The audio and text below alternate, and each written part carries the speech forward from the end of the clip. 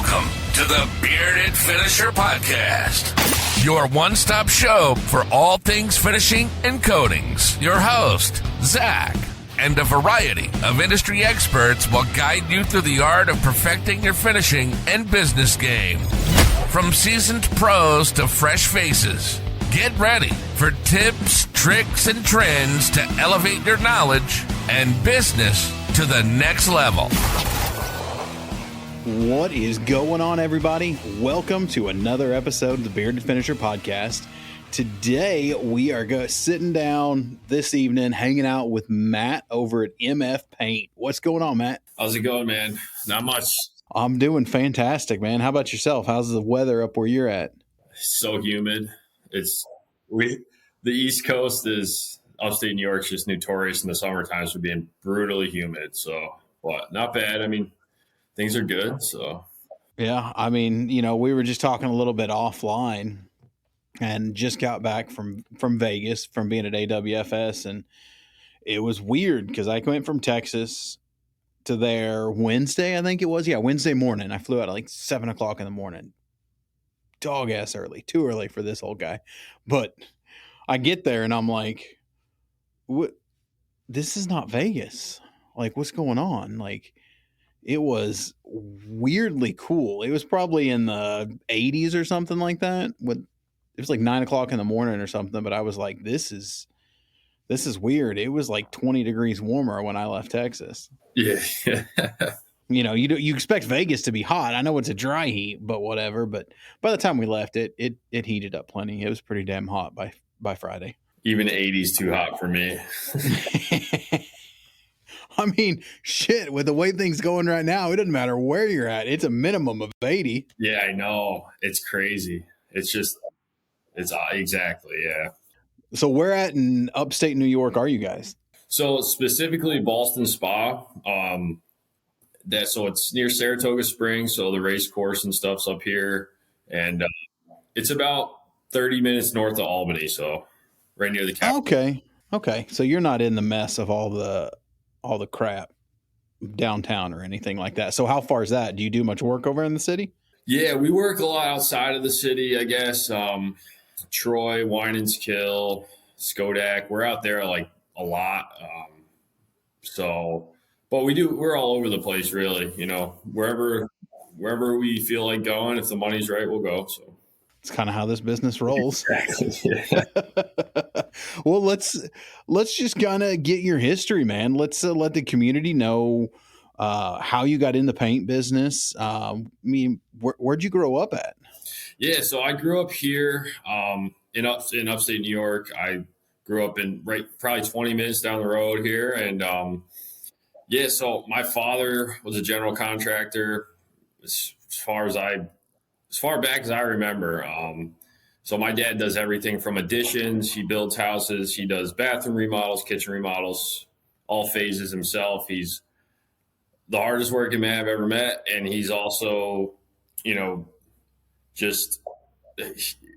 was a great person, I guess, to mentor me. But yeah, so I grew up with him. Where's dad?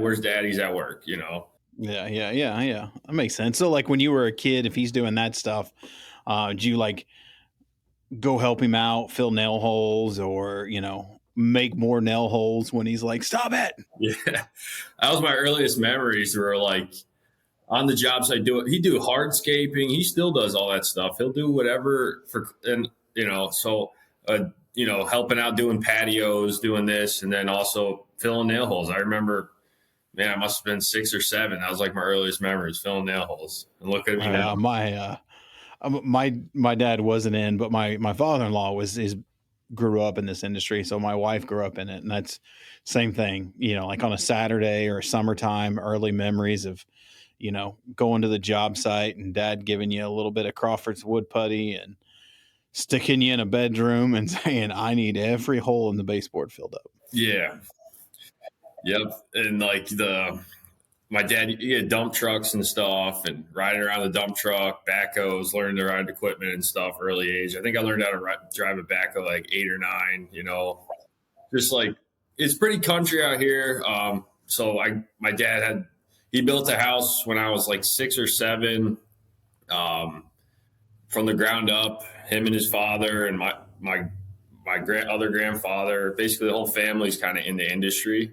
My grandfather's he's almost 80 now, but he's a heavy equipment operator. So he's like, again, one of the hardest working men I've ever met. And these guys my whole family could run a pretty good building company, I feel like, if they ever wanted to work together.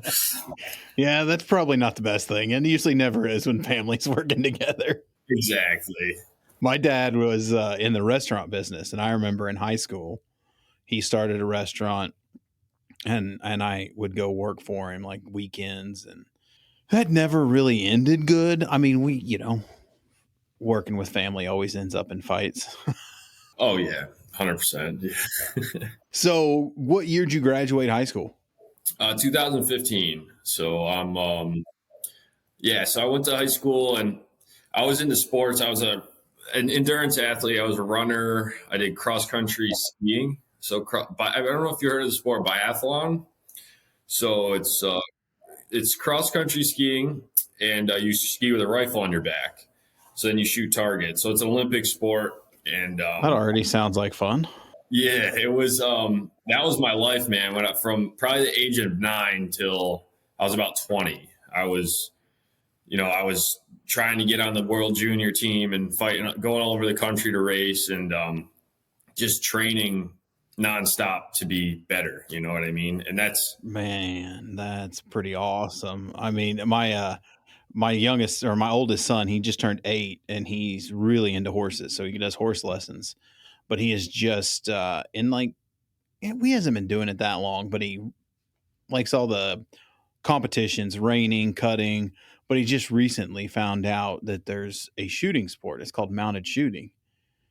You ride around on horses and you wear Western wear. It's done with revolvers and lever actions, and you shoot targets as you go throughout this course. So now it's all he can talk about is mounted shooting. And I'm like, he likes skiing. So I'm going to be like, hey, I heard of another sport where you can just run around and shoot things. Yeah. He's going to love that. Yeah. It's like, same as your son. I was obsessed, man. Like, lived and breathed it from about your son's age on until I was about 20. And I got a pretty, I was, ranked pretty high, I guess, and doing all this stuff. I was competing in regular cross country ski racing and that kind of stuff. So I was going all over the country, national competitions, all this stuff at a young age. And I graduated in 2015 from high school, and I was working for my old man here and there. I got jobs at pizza shops, lifeguard. I did all that kind of stuff. And I went to school up in northern Maine and for biathlon, basically. There's probably on the East Coast, one of the best facilities up there. It was Fort Kent, Maine. That's where I was. So you look it up on a map, it's at the tippity top of Maine, right? I could see the Canadian border was in the town. Oh man. Yeah. I mean, you're way up there. Yeah. So I went up there, and I got a biology degree. I have a 4-year BA in biology. And that's when, life started to happen, you know what I mean? And I had a bunch of stuff go on. It was like health issues. Like I said, I was obsessed, man. Like I was doing 2-a-days from the age of probably 15 till 20, training, lifting, doing all this stuff. And I ended up having like a health issue. Basically they said I was overtrained, overtraining syndrome or whatever. And my membrane around my heart was inflamed. It's called pericarditis. And because you were working out too much. Yeah, it wasn't recovering. And once I got to college, it's like, I always say this to people, it's like the few freedoms of that freedom of life, it's like when you're 18 and your parents are you up at college. It's like, so that was like freedom. Exactly. And when that happened, it was like I was running in college. I was training to be, skiing and all that kind of stuff. And I was 18 years old was the best shape I was in my entire life. I ran marathons. I was running half marathons. Like I was just, tip top shape. And the once I stopped doing all that kind of stuff, I realized my mental health and everything just went.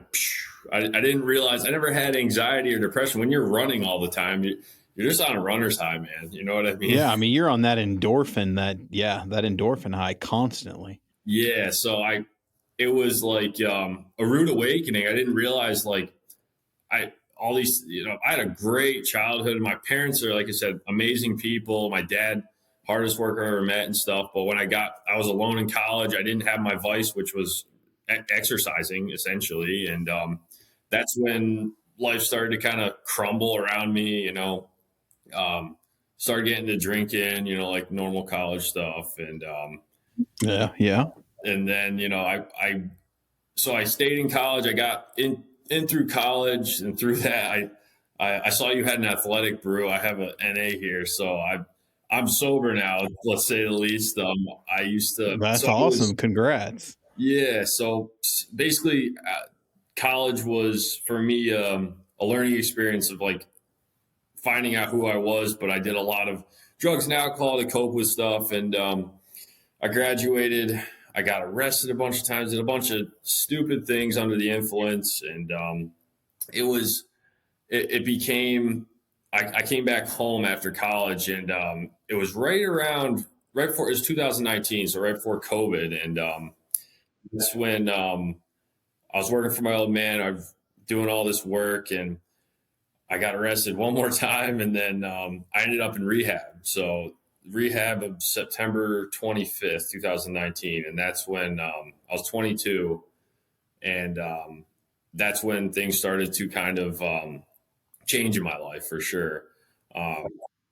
Yeah. So I got, started picking the pieces back up to my life. I was living with my parents, working for my old man. And that was when I started to realize, like, I've been around this stuff my whole life, right? Painting, general construction, like roofing. I mean, I've done a lot of different things, and once I got sober and my dad was picking me up, or I was living with him. So we were driving to jobs. I started to like what I was doing, and he'd always stick me on the painting because every contractor ever, they think of it as like this, it'll look good regardless, and I started to like it. I started, the first time I realized I kind of had potential in it was we were doing a kitchen remodel, and there was designers involved, and they came in. It was like, who painted this? It looks awesome. And my dad said it was my son. And I was like, maybe I am, because I'm overcritical, like as I didn't realize that's kind of how painters think, but like, I was like, it could be better. So true. Yeah. It's like, it always could be better. And always. Yeah. You always find the flaws. Like, I mean, they just stick out to you so bad. Yeah. And that's when I realized, I'm like, oh, maybe I have a knack for this, and that was probably when I was 23, 24. Like I said, I've been doing everything with my father, from demoing everything to framing, every electrical, all this kind of stuff. But the painting kind of drew me. And at the time I was like, started to save some money, and I was like, well, I should start a business. So I ended up here. We have a lot of snow. So I started a snow plowing business, and just like a DBA, and it was called MF Paint and Plow. So my initials are MF, as you can see here. Yeah. And I bought an old beat up diesel truck with a plow for like $5,000, and I never plowed snow before.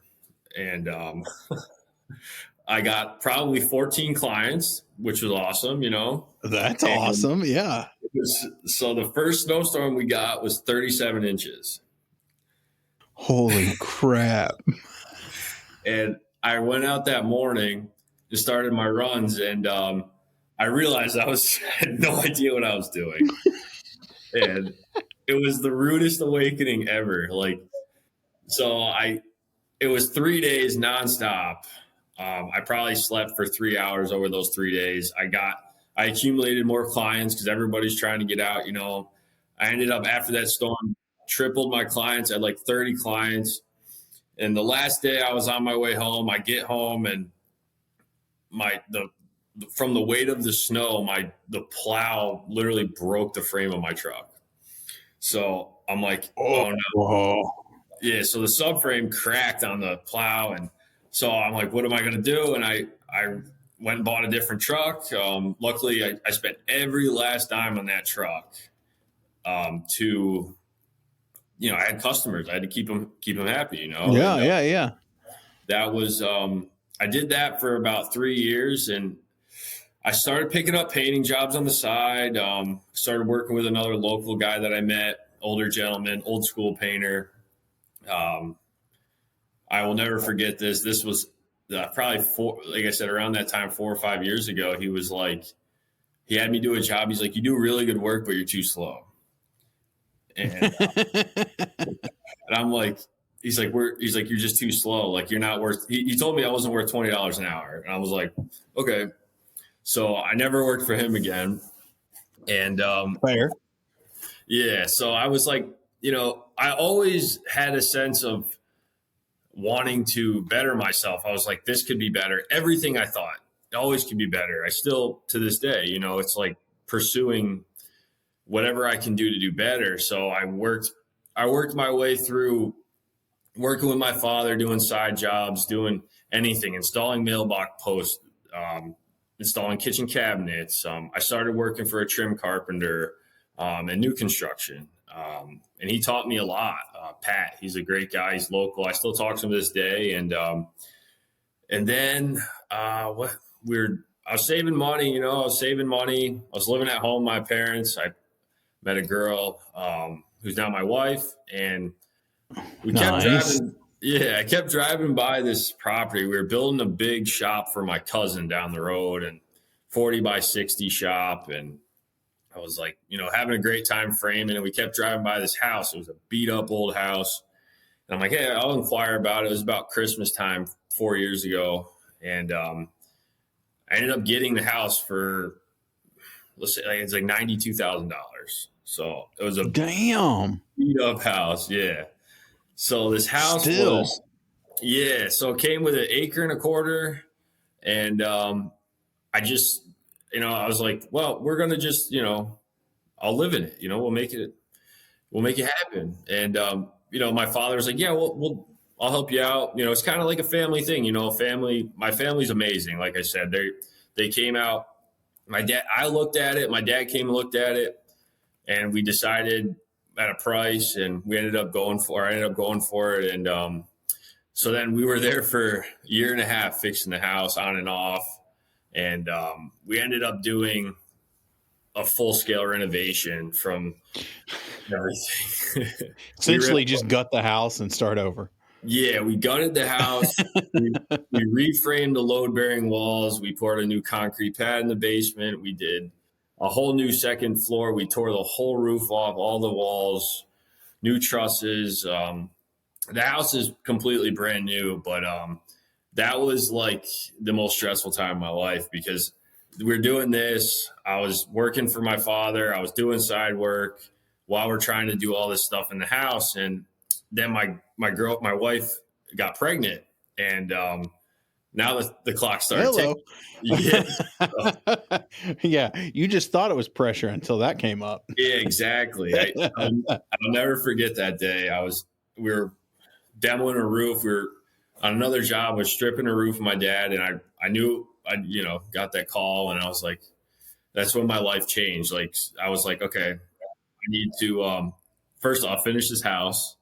And then, it was a full scale, like, crazy renovation, addition. We did so much work. And I learned a lot through that process. I learned a lot of things I do not want to do as well, because we self-performed pretty much everything except the concrete work. That was the only thing we subbed out. And so in that time, coming into that fall of that year, I got a call from my cousin who works for a builder. And I ended up starting to paint for a builder. And this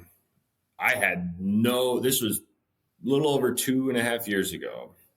I had minimal experience spraying, and I started out. The trim was already installed, the house was primed and stuff, and I got a knack at doing that, and I landed the first house.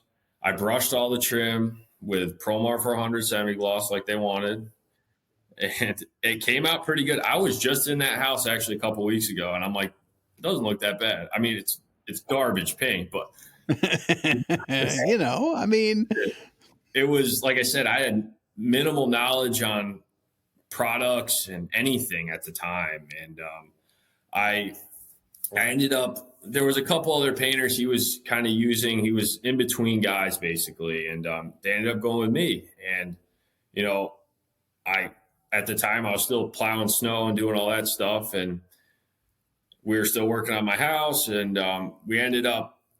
So I ended up basically finishing that house, doing all the staining. Everything was so new to me. I sprayed doors for the first time in that house. I Home Depot sprayer, like nothing.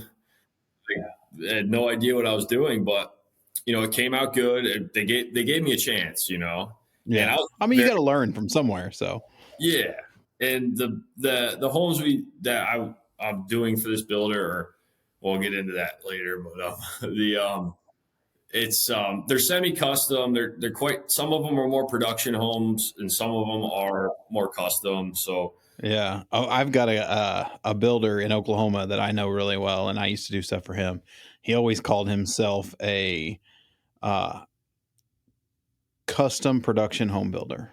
Yeah, I think that's a good way. It's like, yeah, they're custom, but they're all the same. Yeah, they have like 8 or 9 floor plans, and they'll modify them.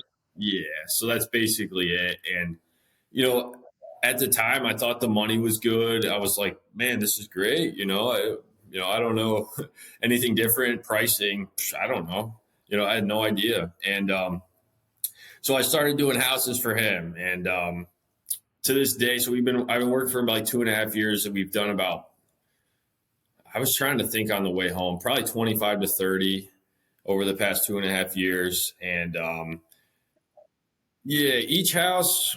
So we started off as painters. And like I said, I have a carpentry background. So the first year we were strictly painters. And in that process, they got slow for a while. I got a bid on a big custom 7,000 square foot home. And that's when my life changed, like in the painting world, I was there for 5 months, pretty much by myself. And it was, I sprayed, I remember, so this is how new I am to everything. It's like emerald trim urethane enamel, right? That was like that's the best, at the time I had no idea. So I prepped this trim package out. They're big 8-foot doors, and it was humid. It was probably 80% humidity. I went to spray it, and boy, did it run. It ran, and I'm like, what am I doing wrong?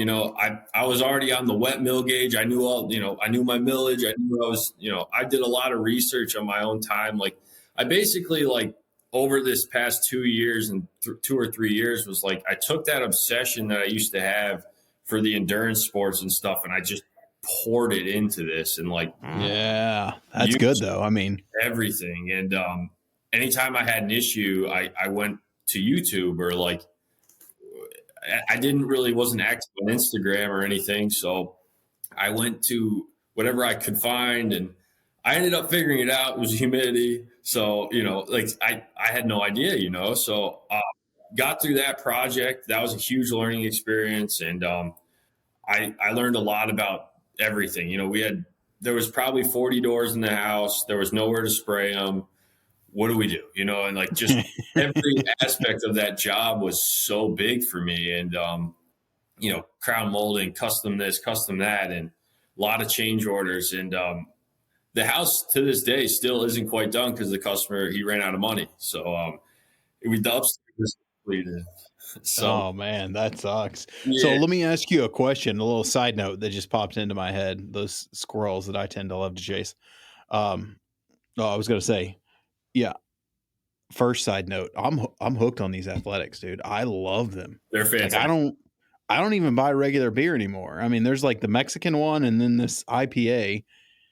And I'm like, once like every 3 or 4 months, I have a drink if I'm out with friends or out at a nice dinner, have a glass of wine. But other than that, man, Yeah. don't even really miss it. Yeah. That's awesome. But They taste good for sure. oh man, they're great. They're great. My wife loves the one that you're having, the Michelob? Mick. She loves the Mick. Like her favorite are either the Mick non-alcohols or the Budweiser Zero. Yep. She loves the Budweiser Zero. I don't like it. I think I don't know. It just tastes weird to me. Yeah. But second squirrel. When up in the Northeast, do you guys prime the walls before they do trim? Yes. So what basically the builder that I work for, we do a coat of PVA and then it's flat ceilings and walls same color. So we do everything. It's all just, pretty blah. Yeah. Well, I mean, like Oklahoma, where when I took over my father-in-law's business and then bought him out, they did a ton of new construction. It started, and then when the housing bubble popped, they kind of migrated over into the remodel world. But we still had, 5 or 6 builders that we would pick up slack for and stuff like that. But it's interesting because in Oklahoma, like sometimes paint tile is the last one in. Like when you go into the house, there is no prime the walls before the trim goes on in Oklahoma. And I've noticed that in other states. I like that. I wish they did that in Oklahoma. But same thing. They would take a PVA primer or just a quick dry primer. And most of them will do wall, ceiling, trim with the same primer.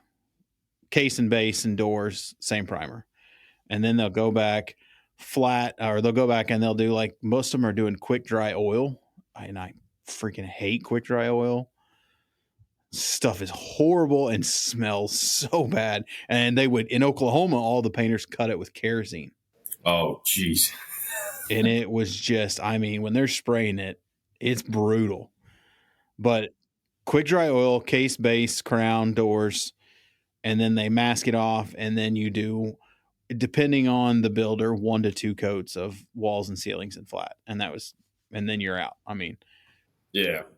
I think that method is like people do it in New Jersey. I've seen like East Coast, like there are people that do it that way, but that's just the way this builder did it. And I don't hate it. And, I guess fast forward a little, it's like now we do the trim carpentry for him too. So we do kitchen installs, all the trim from doors, casing, windows, any custom trim, crown molding, anything like that.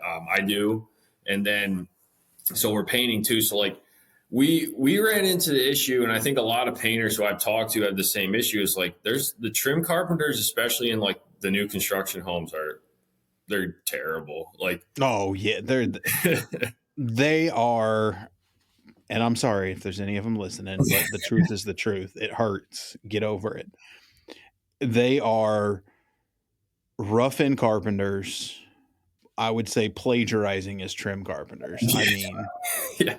When you've got like 1/4-inch gaps in your casing and your base around the floor and around the doors, and they're just like, painters will fix it. Or you've got one piece of, molding that's got like 30 nails in it. You're like, what the... And it's still loose. Yeah. And then it's getting worse today because now everyone's using such green wood. That poplar that they're bringing in, that finger joint poplar that everyone's using now for paint grade. It's horrible because you put it in and it looks great. And then let's say 2 weeks, then the painter rolls in after trim carpenter's done, everything shrunk up. Yeah. And then it looks like monkey butt. Yeah, and that's the biggest thing is it's always a rush, and it needs to be acclimated in the house. The house needs to be temperature controlled, and that never happens. Like, yeah, I'd be lying. It never. We do it too. It's like so that's we'll talk about that later. But it's like the The biggest thing we ran into was like, we can only make our work look good for the time being. And then as time goes on, because the install wasn't done properly, it's going to look like hell, you know? And so, Yeah, I mean it's a never ending fight for painters, and in most cases you lose because there's someone that says that they can do it better and cheaper always. oh yeah. You Yeah. know, So, and they end up losing. I mean, they always end up losing if when it comes right down to it. But I did see a builder when I started getting out. I met this builder and went to his house, and I've seen it here in Texas a lot. Um, they're starting, which I like, but I don't like. They're starting to do all case and base, like here in Texas, and they started doing it in Oklahoma with either just ripped MDF, 3/4 inch MDF, or they're buying MDF trim. It's got a routed end on it. Some trim carpenters route it themselves if they want a little nose on it, a bull nose or something on there. But that seems to be getting really popular, which is great because it doesn't shrink. But it's not great because if it's exposed edges and it's not prepped properly, all it does is just keep sucking up paint, which most painters don't, new construction guys don't prep it correctly. yeah, exactly.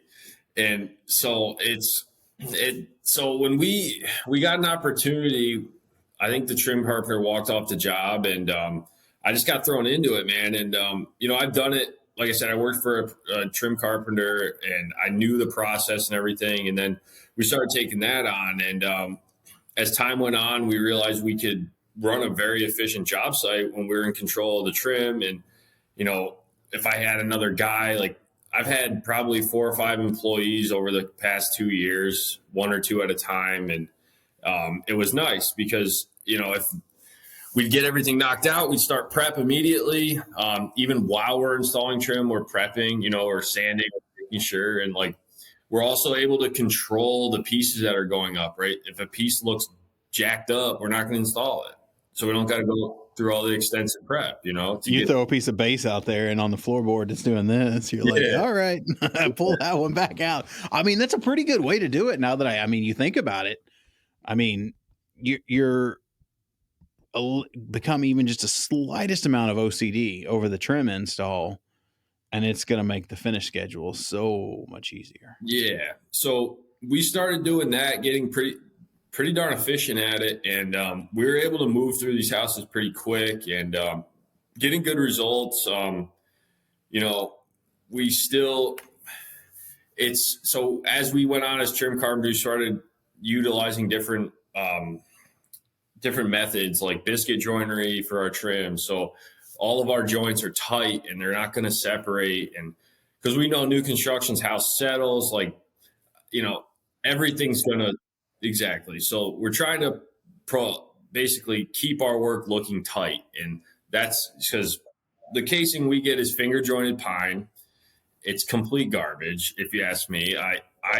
It's pre-primed, and it's all 1x4. So it's just 1x4 with 1/2 inch overhang. So it's easy to install, but it's such a flat, clean surface that your prep work and your spray coating and everything's got to look good, because especially with a semi-gloss or anything on it, it's going to show anything.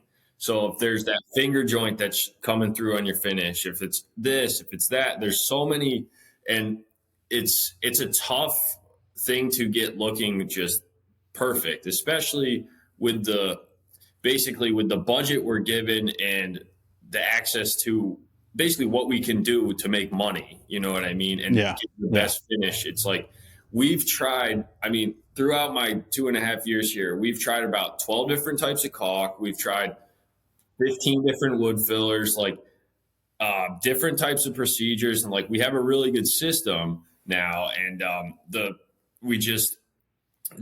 and all of it was like, let's try this. And each one just trying to just better our procedure. You know what I mean? And like balancing efficiency and quality, and like not sacrificing quality, but anything we can get to make it go faster based on the budget. So, in new construction, margins are tight. We got to do what we can with what we're given. And we tried on 3 or 4 houses last year, the Enduro system of the undercoater. I think it was the Pro Series. So we ran the Pro Series. Yeah. GF's Enduro. Yep. And we got really good results with it, but it was way out of our budget, for what we're getting paid. Like I said, when I first started, the budget was ProMark 400 semi-gloss, so we graduated. We tried, we get to, I think UTE was like our go-to for a long time. We tried ScuffX. We tried the Pro Series. That system it's tough, man. And ScuffX is, it's interesting that it kind of, I don't know if it was painters or paint stores that tried to push ScuffX into a trim paint. I don't know where it came from, but I started seeing that trend. It's a great wall paint. It's not a cheap wall paint. Exactly, yeah. But it was like, when it started going on trim, and I'm like, you guys are just putting a latex paint on trim. Yeah, that's exactly it. So the one time I used it, again, it was a circumstance where there was no power in the house. We had to get it done, and humidity was high. Sounds normal. Sounds right up for every painter. Yeah. So I wasn't going to spray an enamel because I knew I was going to have problems. And so that stuff does well in high humidity, and it finished really that's nice. Good to know, yeah. So it's like like I said, we tested so many different things in different scenarios. So if the conditions were right, we could run a 1K system, we could run an enamel system, it's right now we're actually doing the Coronado has a door and trim enamel, which is pretty good. It's not bad for it's pretty forgiving. It looks nice, but it's actually pretty damn durable too. I was pretty surprised. Yeah, I mean, Coronado's got some good products. They've always had some good water-based products. I mean, they're not. I mean, it's. I've always called them. I can't remember what the Coronado that we used to use, but I mean, it's like that. I called it. To me, it was always like a bridge product. It's better than your normal architectural coatings, but it's not quite into the industrial realm. It's like stuck in the middle land. But 100%. Yeah. That's kind of where we got to be for the budget we're at. And like I said, we dialed in that Enduro system. So now like when a contractor comes to us, we could offer them an A package, a B package, Yeah. Because basically the market I'm in right now, it's people don't want to pay usually for it, but we're going to offer it. And, honestly, so when I started getting into this more and more, I realized the whole the procedure of stuff, started doing cabinet jobs, started using higher end coatings. We tried Evo recently. I liked Evo. There was you got to get that dialed in good. That stuff will run on you fast. Tricky. It's tricky. Yeah. I mean, that's like kind of like where I'm at today is, we're doing a little bit more custom work. Like we're building custom stuff for customers, finishing them, installing them in their house, like floating shelves. We're doing stuff like that. Basically, the past few weeks, I've had an epiphany, and I'm going to be moving out of the new construction stuff and working for a designer and doing I have a designer that I've been kind of like doing whatever I can for her. And I just kind of realized that I want more. You know what I mean? Like it's the new construction. There's always, the remodel world, once you get into it and immersed in the remodel world, you find out that the money in the remodel world, because new construction is preset with a budget. You get into that remodel world, and depending on your designer and your customer, budgets go out the window. They want what they want, and they're willing, if you can do it, they're willing to pay for it. Yeah. Definitely. Well, let's grab it. Let's do a quick break. Let's refresh our drinks, and then pick up kind of what's going on right now with you here in just a few minutes. Sure. Sounds good. Do you want your brand in front of the people who actually move product? Painters, finishers, and manufacturers? The Bearded Finisher podcast has pulled in over 75,000 downloads and reaches across the entire finishing supply chain, from job site to manufacturing. From single episode sponsorships to social media promotion, we offer flexible options that get your brand noticed. Real reach, real results. Visit thebeardedfinisher.com and let's get your brand front and center. Are you a residential painter buried in admin, scheduling chaos, or constant material delays? Meet mypaintbuckets.com, the first dedicated project management platform built by painters for painters. It delivers turnkey workflows to simplify your day, from project sharing and material ordering to scheduling and EPO capture, so you can focus on scaling your crew and maintaining the reputation you've worked so hard to build. And if you're a supplier, painters are evolving faster, smarter, and more efficient than ever. The suppliers who thrive over the next 10 years will be the ones who build real trust. That's why we created free tools to help you keep up and stay relevant. Head to mypaintbuckets.com and see why the next generation of painters isn't looking back. All right, back, refresh the drinks. And so, well, before the break, we were doing a little talking about, we were just about in current times of what you're doing and kind of migrating more into the remodel. So kind of just what made you, was it a specific job, or you just tired of getting burnt out on the new construction that made you want to make that? Where did that decision come from? Yeah. So this past winter, I'm sitting right now in my shop. I built a shop in my house. So I built nice. Like a 30 by 40 shop, garage door in the front. I'm actually sitting in the spray room right now, gearing up to get some samples done for some metal, actually. So I've got some Vero. Yeah.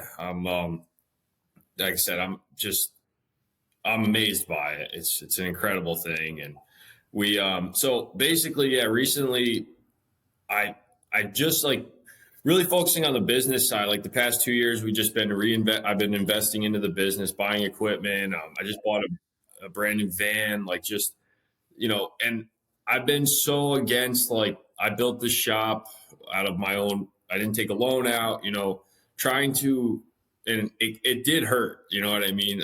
We built it, like I said, ground up, and it was expensive, and we just, all year it was kind of like back and forth, reinvesting, going, I just lost another employee recently, and I'm back to pretty much being alone. I got a guy from New Hampshire who's been helping me out a lot, Wayne, with Stubbs Painting, and he's helping me pick up the slack right now. We just have a lot of jobs. Like we're doing some pretty, I would call it luxury commercial work right now.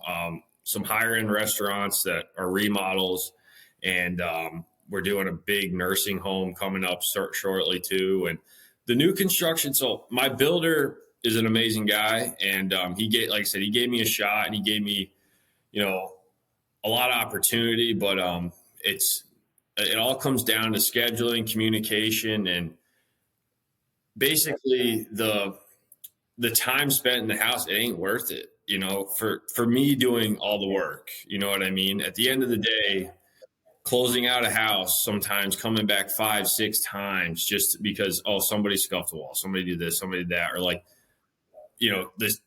I mean, completely honest, the sheetrock tapers are complete and utter garbage, and all of that lands on us at the end of the house when we got to fix this. We got to fix this. It's like your profits get eaten up. Well, I mean, that's props to you for tracking it, as most guys don't realize that. I mean, they'll do it for 30 years before they realize that new construction, you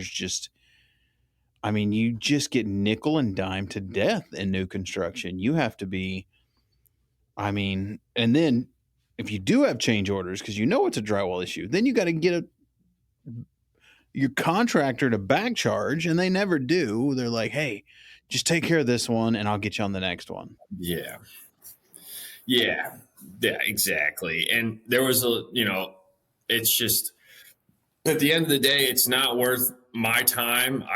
So my daughter's like 2.5 now, and the first Okay. 9 months. Yeah. So it's incredible. Being a father is by far the most amazing thing, dude. It's the best thing ever. I mean, and you have got a daughter. My daughter's 4.5 now. And yeah, you're screwed. Yeah, exactly. I'm screwed. I mean, there's something about that dad-daughter relationship that it's done. Like, I mean, it doesn't matter. I mean, you turn the world upside down for him. It's the craziest thing in the world. Yeah. And so the first like 9 months of her life, she didn't know who I was because I was never home. I was just working and like finishing up the house. And there's a resentment in me that says, now that I'm coming to realize all this stuff after doing this for so long, I'm like, and like you said, people do it for 30 years. It's like you're spinning in a hamster wheel. It's like, oh, I got paid, but it's like, where'd that money go? You know what I mean? Sometimes it's like, but once I started doing, job costing and really nickel and diming myself and figuring out, I'm like, there's not a lot of room here. And one call says, you got to come back here and do this.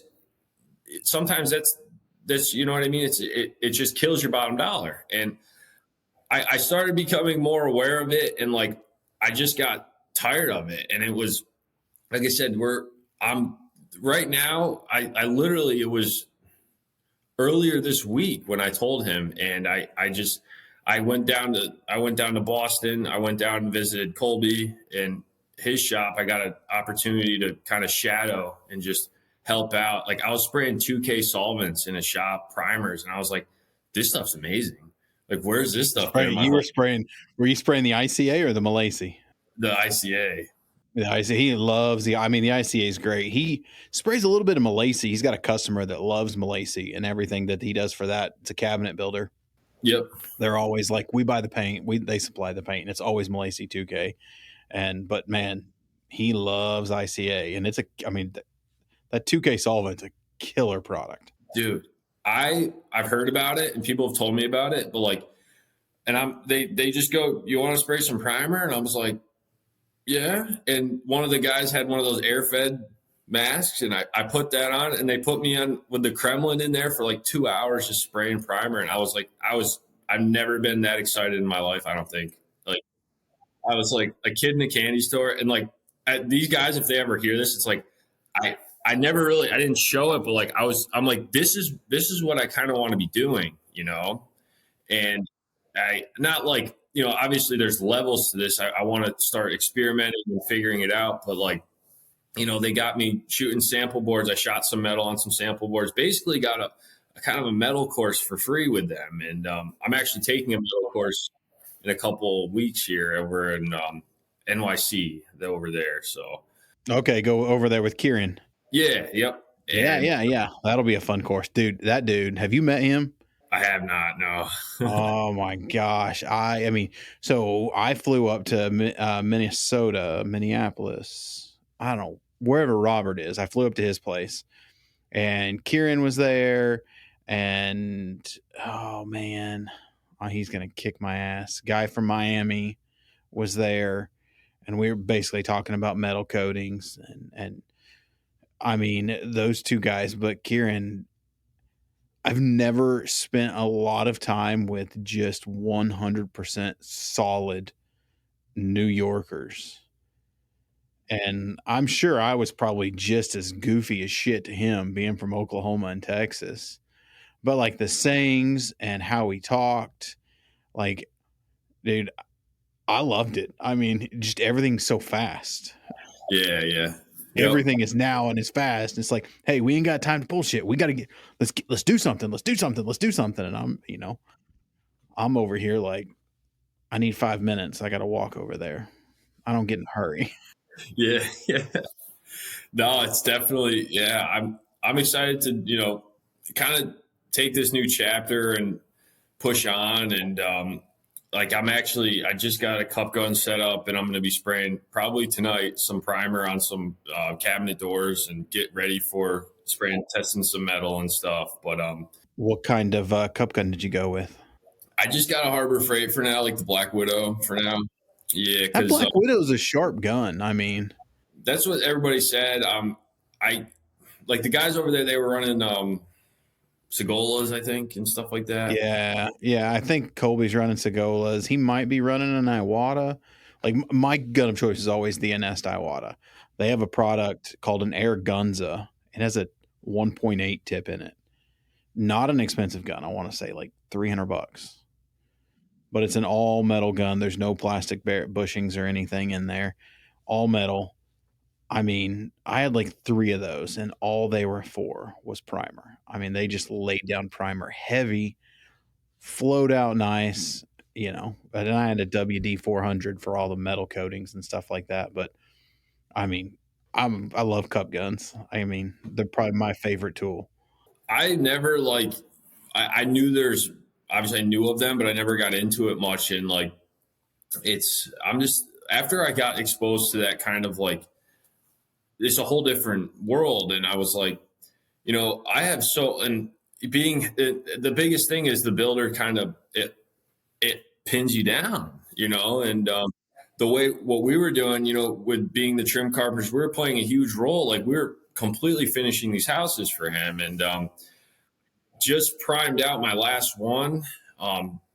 Finished it this morning. I was there till like 10 o'clock last night finishing it, and like we're getting the first coats done and getting everything whatever done. And the biggest thing also with the thing is like getting the house. So it's a Friday. Oh, house is ready. Floor's going in Monday. You have to work the weekend. And that was my thing. It's like you're putting me on a time constraint all the time, and the pressure gets to me, man. I'm a human, and especially this week, it's like we got all these different jobs landed all at once. And I was saying this for people for a while that I talked to on Instagram and stuff. It's like it's gonna hit the fan. It's gonna hit the fan. And like I said, I lost a guy this week. He's just not answering the phone, and now it hit the fan. Yeah, you said it was going to, yeah. Well, I mean, like I tell guys, and I preach this to people that I'm coaching, even here on the podcast. So everyone, I feel like my father-in-law, he mentored me very well to just understand and realize that this industry, specifically painting, it's service. You're selling hours. Yes, your skill set develops your rate. Is what you've done over the years, that increases your rate, but you are selling hours. And unless you want to work like a dog, especially if you want to grow and hire employees and get out from working behind the brush and behind the business and work instead of in it, you're working on it. You have to have that realization that our industry is you're selling hours. That's it. And legally, an employee is going to fart off a week a year. So you got 2,000 hours. You just keep it simple. You got 2,000 hours per employee to sell. That's it.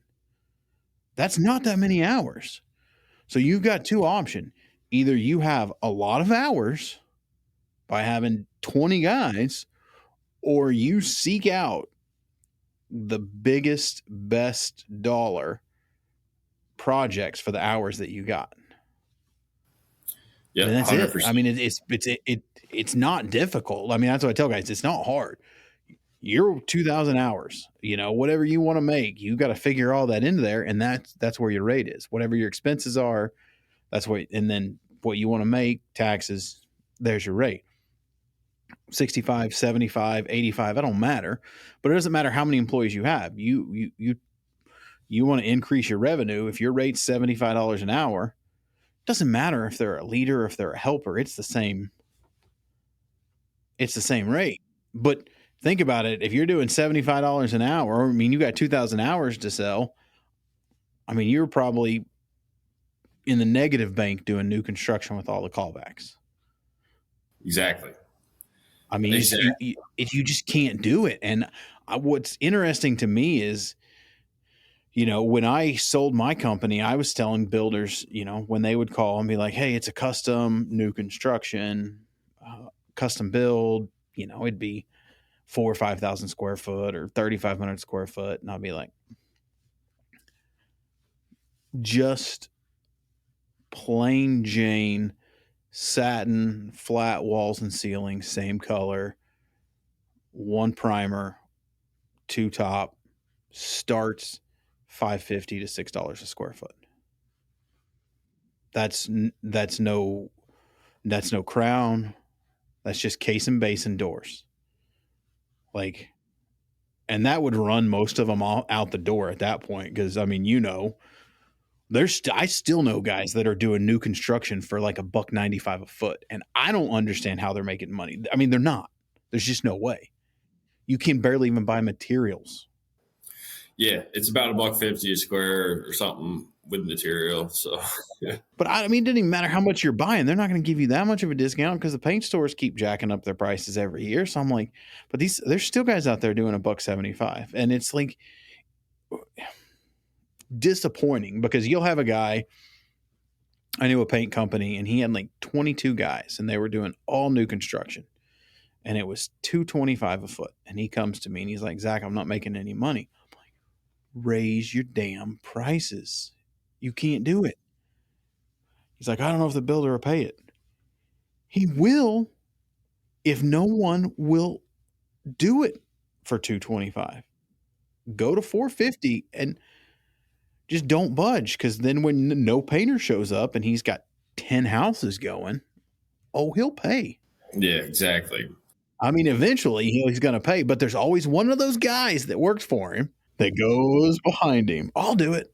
Yeah, exactly. And that's I was just saying this earlier today, is like the insurance you have to carry and all the logistics you have to have as a legitimate business to even enter this home. And you're going to say $3 a square foot is too much. It's like, it doesn't. So where we're at is like, pricing was always an issue. I mean, upcharges was always an issue. And so we're going to be, like I said, moving on. And we have some other more like custom home builders that really only do one or two a year that I'm going to be, I may be pursuing. I've been talking to them here and there, but it's right now we're trying to just weather the storm and get everything done. And like I keep saying to people, I'm hitting a reset button. Well, it's like, so there's a book out there, and it's by, it's a great book to read. If you're a reader, it's on Audible, because I love Audible books. And it's called 10X is Easier Than 2X. It's by a guy named Benjamin Hardy. And the theories behind it, and it's a lot of what you're doing, and some of the principles are on it are phenomenal. But he goes into this book and he's talking about how growing a business 10X is way easier than trying to double your business, than 2X your business, because your business has a certain amount, and 80% of your business, and then the 20%. That's normal. So like 80% of your business is new construction, 20% is remodel. But that 20% is where the profit is. So if you hit the reset button and turn that 20 into the 80, you're going to grow your business 10X a lot faster. And then what you're going to find out, and I would bet $1,000 in probably less than 3 years, you're going to flip that, and you're going to take that way, the 20% now where you see the money, that's going to become your 80. And then you're going to find a new 20. What's that new 20? And then I'm going to flip it again. I'm going to do another reset. I'm going to make that 20 now my 80. And then that 20% profit margin turns into the 80. And you're going to do it again. Like, if you just keep that mental thought, like, what's next? Once you start doing the remodels, okay, in this remodel realm, where's all the money? Is it cabinets? Is it metal? Is it concrete? Is it like, garage floors? Whatever it is, that's the new 20. And then you focus on that like a vigilant. And I mean, it's crazy how people, and this book, The Audible version, they have tons of stories. I mean, the whole book is talking about businesses that have done it and what the business did and how they did it. Great book, but how they just keep repeating this process. And you're talking a guy that left a job where he was making $100,000 a year working for a company, and now has a company that's worth like 100 million. And he did it in 10 years because he just kept, every 2 years, he would refocus on the 20%. That's like kind of exactly how my business is right now. It's like 80% this, 20% that, all the money's in the 20. And that's exactly what we're trying to do is, I think I was talking to the New Doors guy over at the Pretty Boy Paint Festival last Chris. weekend before. Yeah, Chris. And he was saying they do the same every 2 years. He seems to like switch his business, switch it up. And I'm like, it's funny because I was talking to him the same thing. I was just like, yeah, I'm hitting the reset button and we're going to pursue things that basically, so my biggest thing is, like you said, there's 40 hours in a week. I've worked 80 to 90 to up to 100 the past 2.5 years. And to make what that 20% could provide me in 40 or less. And I know that, like, now the apron is lifted, and I realize what I can do to maximize my time. And it's not even about making money, really. It's about, I want to spend time with my family. I want to be with my daughter. I want to be with my wife. I want to be present. I want to be able to take vacations, like, and go do things that, like, and when it just feels like you're pinned down, you know what I mean? And that's what I've been doing. And I think, the sky's the limit. And if I just keep pushing in the way I have been, I think whatever I feel like I want to do, I can do in reality. Like, it's just, like I said, I get obsessed, man. And I want to focus on the things that I really want to do. And where I'm at now it was a good run. And that's what I keep saying to people. And I hope the break goes smooth, but where we're at now is we want to focus on things that bring joy. It's like, don't get me wrong, I love the new construction. I love the process, and I would not change anything that happened over the past 2 years. Like, I got a lot of reps in. You know what I mean? Like, yeah. Well, but you need that. That's the important thing that a lot of guys that want to, I don't want to say about jump the line, but they want to get into that world, is you got to do that time, because you're going to learn a lot and you're going to mess up, and that's okay. Like, that, the learning comes from mess ups. The learning comes from failures, but that's what gives you the ability. But to get to that point where you're like, all right, I've done what I can do. I see this over here. I'm not ignoring you. Let's go. I want to make that switch. I want to let go of that 80% of business and just focus on the 20. I mean, it's what makes me excited is, like, I talk about this all the time. I feel like when I'm doing consults to coaching painters to grow their business, like, this is what I'm preaching to these guys. And, what do you want? You know what you want. You want family time. You want vacation. You want to live your life. I mean, there's a lot of guys that have no idea what they want. So, like, it just makes me ecstatic that guys are starting, the guys are getting it, that you get it, that you're executing it. That's freaking awesome, man. Yeah, it's been like, my wife and I talked about it all the time. It's like, when are you going to get, and then where we're at now is like, it's just, like I said, it's time, and I'm excited, man. I'm extremely motivated and excited to just push on and try all these things. And, like, I've worked very hard over the past couple of years and accumulated a lot of things for the business, and we're ready to, like, really start to build the business the way that I want to build it, and not under the constraints of other people, because, like, that's the truth, is like we're constrained, and it's really limiting. I've turned down a lot of work that could have been, like, very good potentials for other things, and based on the new construction. And I've also taken that work on and worked through the night, like, I'm a crazy person, man. I'll work all night. If I got to do it, I'll do it, you Yeah. know? I used to always crack up when I started, when I had my company, I had 2 days a week. That was my estimate days.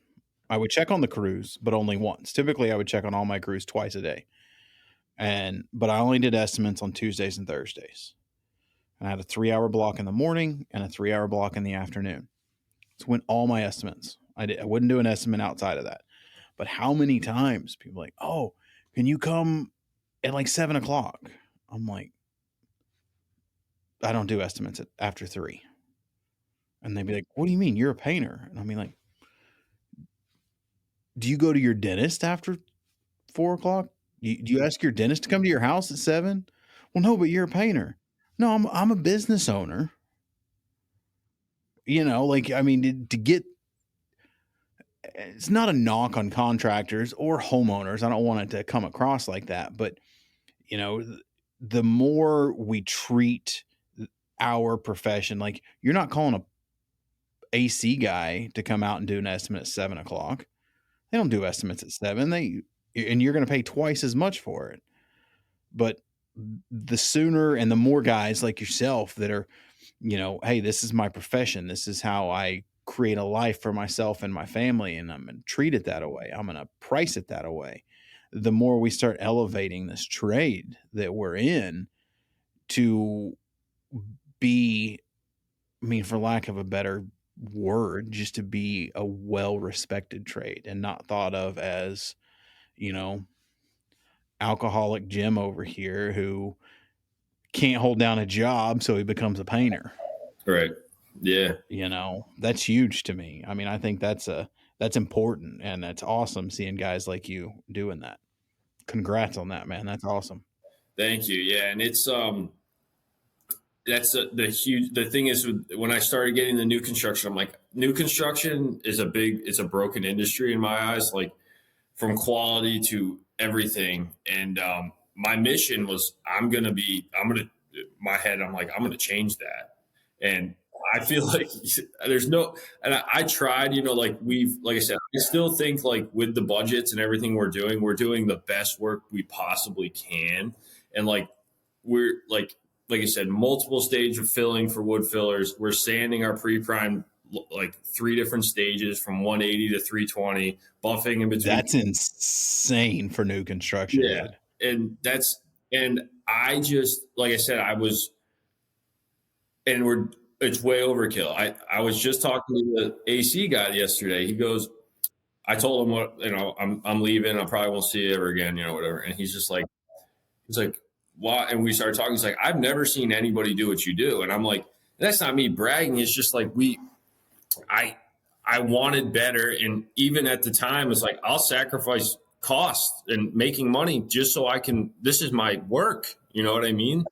But in reality, they don't care about, nobody cares, man. Like that's the sad reality is like, they'll walk in and be like, oh, there's a mark on the wall. They never say, wow, this trim is so smooth. It looks so beautiful. It's, oh no, there's 5 scuff marks from other trades in the house. You got to go fix that. It's never, let me shake your hand. You did a great job today. It's like when I go into a customer's house and I do some custom work for them, like this floating shelf job I did, I bought all the raw poplar. We stained it. I cleared it. I finished it. I installed it in their house. The lady gave me a hug.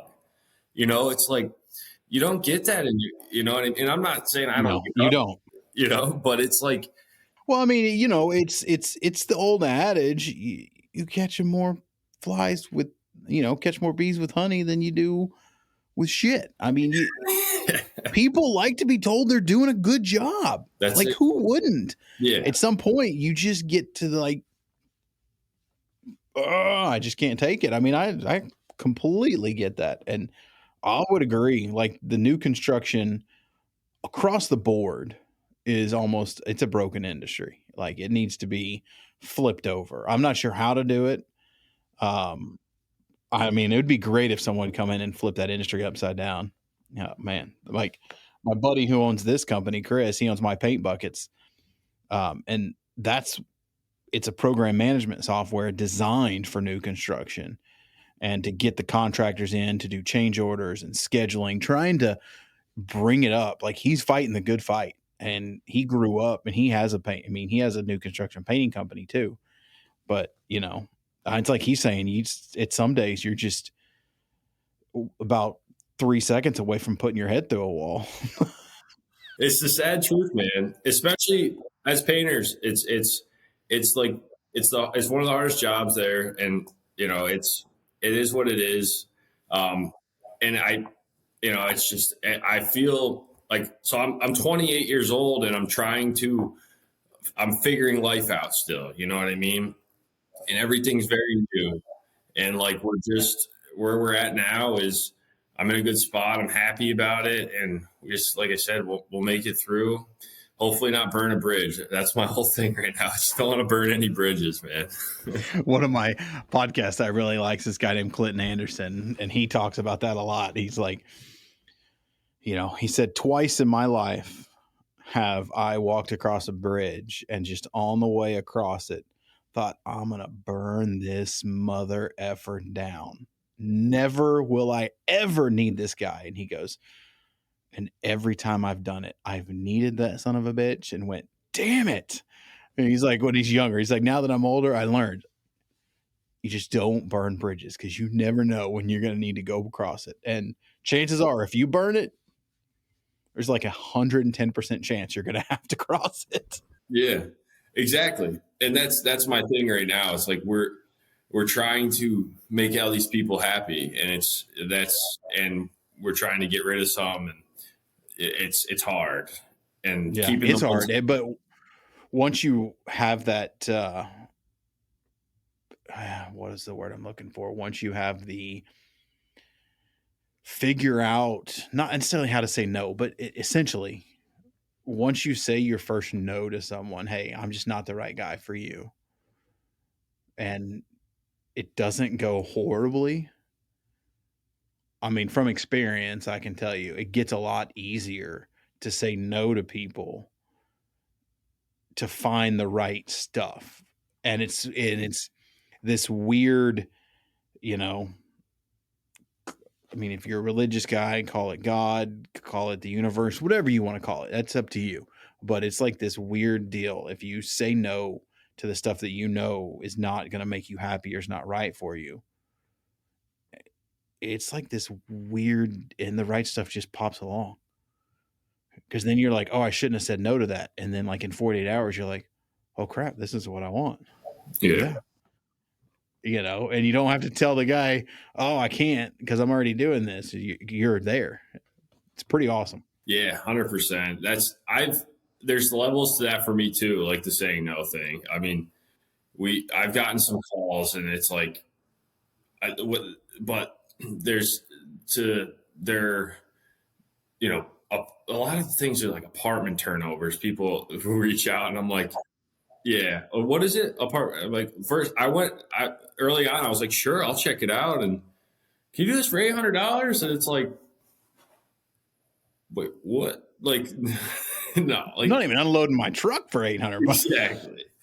And that's the thing. It's like, well, the guys, and again, there's levels to everything. I don't think anybody should be doing that for $800, but there are people that will, but I think it's all circumstantial. And that's why I told the lady, I'm just like, respectfully no. And I appreciate, you reaching out and however you got a hold of me, whatever. But it's like that nowadays there's just too many opportunities out there to like, even it's saying no for me is like hard. Cause I'll be like, yeah, I could get to that. And then I'm like, go down my list. I'm like, yeah, in 4 months. That's where the connections comes in really nice. I mean, like, knowing all the other painters in the area, like I would always have a couple painters that I know is like a one-man show. And, I would check with him, cause he's looking for work, painters, when you get to that, you get there and painters be like, hey, you have any extra work? And then you build your brand, an MF Paint brand, by saying, ma'am, I can't, but here, call Hank over here. That's something I think he could do a good job for you and be able to be in your budget and your timeline. because I know he's needing some work right now. And then you text him, hey, this lady's calling you. She wants work. Go get it. Well, that guy's like, oh man, this guy's awesome. And then that customer is going to remember it, whether it's her own personal painting at her house or maybe another project or a whole apartment complex where she's like, oh, maybe this will entice them, And I used to do that a lot when I couldn't do it. I would send it to someone I know that could or something like that. And I think that is one of the best brand building,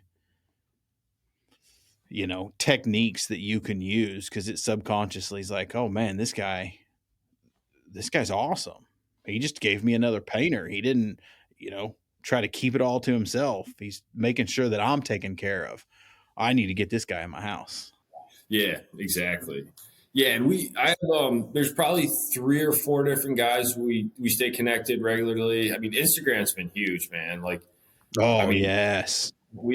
Right now it's just like the community and the people I talk to on the daily. It's great, and we bounce stuff off. Again, a lot of these people aided in my decision to do what I'm doing. Like, they helped me get the confidence to be like, this, do this, you're thinking about doing it, just do it. Or like I bought a brand new Sprinter van probably a month ago. And I was that same truck that I bought when I was plowing snow that I still got out in the yard here. It's like, I was driving that, and, I never wanted to take loans out for anything. I was like, I'm paying everything up front. And, I realized the benefits to utilizing a vehicle loan for the business write-offs and all the financials behind that. It's actually a huge benefit. And like, yeah, it can be a huge benefit. That one's an interesting game. I mean, like, my father-in-law was very much just pay cash for it. So in the lean times, you don't have to worry about loan payments. And then there's the tax write-off. So it's like I see the positives and the negatives to it. I've been on both sides of that, when you get lean or, shit gets weird. So, but yeah, I mean, there is some huge benefits, man. And what I think, to me, the most impressive and part of that is your business. You're running it as a business, and you have the ability to go out and buy a truck, a new Sprinter van that gives you that professional image that, that I don't want to say gives you, you have the image, but it's another tool in the belt to say, hey, I'm not run of the mill candy van painter trying to make it by. This is my career. This is a business that I'm running that way. And I think people notice that. Mm-hmm. Yeah, for sure. I think it's like, for me, it was just like getting over that fear, of like, it was a fear, you know what I mean? It ain't cheap, I mean, I wanted to, and I was going to buy it outright. Like, I was like, I'm just going to buy it, pay cash for it, but I'm like, why? That's a lot of money. I was like, and it was like, I was talking to the guy, I was just talking to a lot of people, and they're like, why not? You never, it's a good chance. And for me, it's motivation too. It's like, yeah, even if it drives you, it does. And for me, it's also way more fuel efficient than my truck. Like, I mean, the thing is 25 miles to the gallon, man. It's diesel. I got 9 with my truck, so it's, yeah, I mean, I drive a 3,500 Ram dually. So yeah, I mean, if I'm getting 15 on the highway with zip behind me, that's good. Yeah, exactly. I used to tow a 14-foot trailer too with all my equipment and all over the place, and it's just like that, I had to, and that's my old man. That's that mentality. He's been a DBA business owner his whole life, never took a loan out for nothing. It's old school. He's still got a flip phone. This, my old man's just to the bone. He don't text. He don't use a computer. He doesn't advertise. He just returns all word of mouth. And it's just like, that was the old thing. And it was like, my mother came up to me and was like, I'm so proud of you for buying a new van. I'm like, that's weird. Like, and I'm like, I didn't think of it like that. You know what I mean? She's like, she's like, we've been telling your father for years, just do it. It's a great business thing to do. And I'm like, yeah. And it was just like, it was humbling experience because I feel like I'm really just becoming my own person now and like really trying to take control of my business. And it's weird that it came through in a brand new van, but that all these things kind of came up all in the last month. I mean, it's like I was saying earlier, you put the vision out there and you know what you want and you go after it. You line things up and then you don't know subconsciously, because you have the goal in your mind and you're subconsciously lining these things up. And then you don't realize that you're lining these things up until somebody comes and hits one and everything just starts falling perfectly into place. And you're like, how the hell did I do that? Yeah. How did this all just line up like this? But it's the human mind is, to me, just amazing at how you know what you want. And then by knowing what you want and having a goal, you just start doing stuff that you normally probably wouldn't have done if you didn't have that goal. Right. And then the stuff that you want to happen just starts happening. And you're like, holy crap. Yeah. And as like time goes on, you just like, I don't know if it's like being more mature, or like just more experience in life. You just realize like what's the best way to go about things, but also like what's the best next move, like I love, like, we're going into a restaurant project. The scope of work changed tenfold. Like everything changed. I walked in there. I was freaking out. I was like, whoa, like 16-foot high ceilings. We got nickel gap everywhere. It's all got to get sprayed. There's stain next to spray. It's like none of this was on. And I'm like, okay, how are we going to tackle this? First off, let's figure out payment. Like we got to figure out, okay, this was not scoped. Like we're going to, figure that out. And then, we're going to go in there this week and tackle it. And I got, Wayne, another painter here who's phenomenal. He's experienced painter, experienced business owner. He's been through a lot of ups and downs, and Brian's been staying here in the shop, but he's staying in here too. And we're all like, just going to tackle the job. And I love that. Just like going in, how are we going to tackle this? That's awesome. So is Brian flying back to New York? Yeah. He's staying with you? Yeah. He's been here, I think, since June, or was it? Yeah, June. Yeah. Since he got back from wherever he was over in England or Europe or wherever that was. Yep. And he's, I think he's coming back Monday. I think he got his flight got delayed or something, and then, he'll be here, I think, another week. And then I think he's heading out west. So that man is a traveling nut. Dude, it's incredible. It's crazy, man. It is crazy. I was talking to him at the show at AWFS, and I was just like, dude, you've got to slow down. And especially, like, the guy goes 90 miles an hour. He doesn't stop. I love him, but he doesn't stop. Like, we were walking. I was going to a meeting, like the video that we shot. Yeah.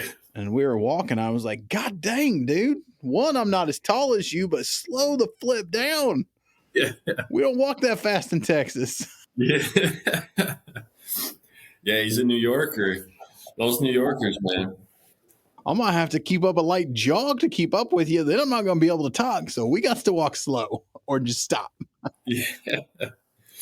He's been great, though. He's such a positive guy. And, like, man, it's, like, very good. He keeps me even keel. You know what I mean? Because I could see that. Yeah. Yeah, he's definitely very it's been nice having him here this summer, and I'm looking.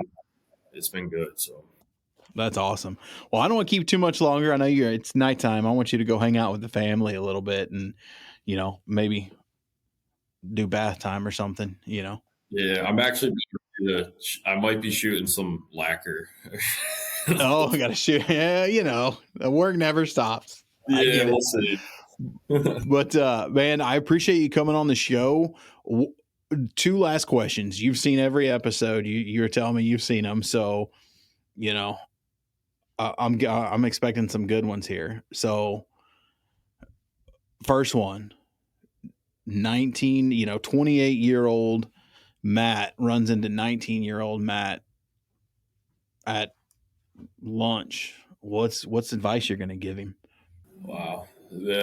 I thought about this question too, because I heard it a lot of the podcast. I think like 19-year-old Matt, I would say drop out of college, honestly. I It's was fair. spinning my wheels in college. Nothing was going right. I think my end goal of being a recovering alcoholic and drug addict would have been there anyways. So like, and go work for dad, start this process a little earlier. Yeah, college is not. I mean, I did college. I didn't finish, but I went and I realized it just wasn't for me. And I it's not for everybody. I mean, I was so wrapped in it, and like I did pretty well in college. I was going to get my graduate degree, and I'm so glad I didn't. But those 4 years were, luckily, I worked in college and I paid. I don't have any student loans. So I was in a very cheap school. It was like very cheap compared to anywhere you talk about, anybody else talks about like 50, 60 grand a year. But so yeah, that's probably what I'd say to him. And be easy on yourself, because I like that. That's good. yeah, be kind, because I still struggle with that to this day, so I saw this video and it never rang more true than where I'm at in my life at 42. We're getting ready. We've been moving around, living on our bus, traveling with my wife's work, and it's been great. We've had a blast. Met some cool people, lived some awesome places, allowed us to have a lot of freedom. But we're getting ready to move to Colorado. I haven't really said much, but in December, we're moving to Durango, Colorado to be close to family and put down some roots and probably buy some land. And I saw this video that was like, I can't even remember how he started it, but this guy, he's talking, he's like, I tell people everything up to 40 is research. 40 is when it starts, is when your life really starts. If you look at life, that everybody in their 20s and their 30s, I don't know what to do. I don't know what to do. He's like, doesn't matter. It's just research. It's just research. You go with that. And I look back when I was 30, said 40, mid 30s and 20s. I don't know what I'm going to do. I don't know what I'm going to do, and now I'm like, I'm 42 and I'm like, all right, I got it. yeah. Yeah. I'm like, holy crap. Like, I mean, we know what we want. There's no, let's try this. Let's try this. We know what we want. We know what we want for our kids. We know what we want for our life. We know, we have a 5-year, 10-year goal. And this is all just in the last couple of years that we've come up with all this. So I'm like, holy crap, this guy's onto something. Like, it's all research until you're 40. And then you're like, it's like something clicks and you're just like, okay, let's do it. Yeah. It's nuts. It's nuts. And then finally, like, what doesn't sound like there's much outside of painting, but what do you like to do that's not paint related? when you get, an hour a month or two? Yeah. I think I golf a little bit. Nice. I don't golf as much as I'd like to, but the only time I've been able to golf is my brother golfs a lot, and he's like 5 a.m. tee times on a Sunday before work. Yeah. And but I think the biggest thing is just being there with my daughter, but like being present. It's like, you know what I mean? Like, for me, it's like being around my daughter during the week is like, it's so hard for me to just be there with her and like actually be focusing on my experience with her. But like that's so, like, I've been very conscious about it recently, is like, leave the work in the van, try to leave it at work, while she's awake, her waking hours, just be her dad. That's it. Yeah. And that's awesome. It's not easy, but that's exactly, and that's honestly, it's like all I want in life is to be like, there's a thing by Dana White and it says like, what do you want your legacy to be? I just want to be a good dad. And like, if I can put food on the table and just be a good dad, that's all I want, Yeah. And I mean, that's a huge one. And I love that. I mean, because, I've had offers to get back in the business, manufacturing or whatnot. And this year, building this podcast, I shoot the episodes while the kids are at school or in the evening after it's time for them to do showers and relax and stuff. And I try my best to say it's not perfect. Don't answer Facebook or Instagram, or don't even look at them when the kids are awake. Yeah, you want to do some stuff as kids go to bed, that's fine. Or while they're at school. But this past year of building this podcast,